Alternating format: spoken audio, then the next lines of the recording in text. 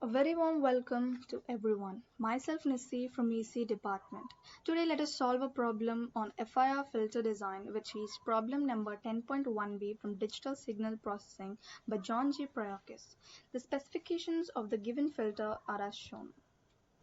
So the main objective is to design an FIR linear phase digital filter approximating the ideal frequency response as 1 for mod omega less than or equal to pi by 6, which means that whatever the given filter is, the low pass filter is 0 elsewhere.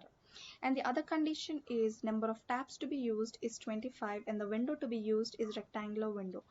What does number of taps signify over here? Whatever the given ideal frequency response is, it is for an ideal filter, which means the impulse response is infinite in length.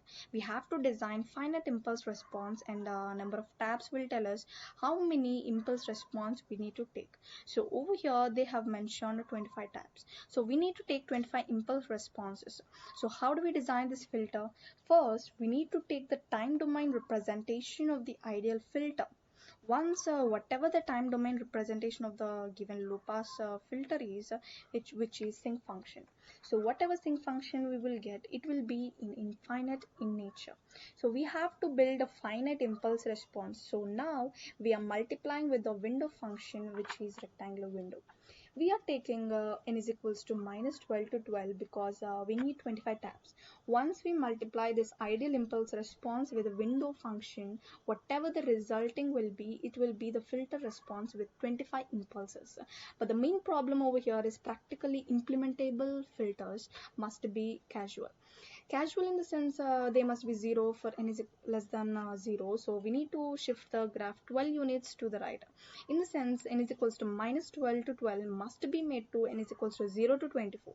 So how do we do that? We just right shift the 12 impulses, and now once we have done the shifting, we need to take the frequency response. Once we take the frequency response, whatever the resulting function we get is our required filter.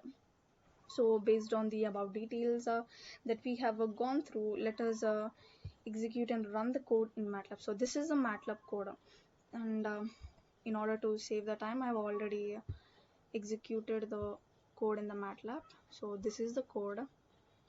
You can check in the PPT, and so once we run the code, we get the graphs. So these are the graphs for the required problem.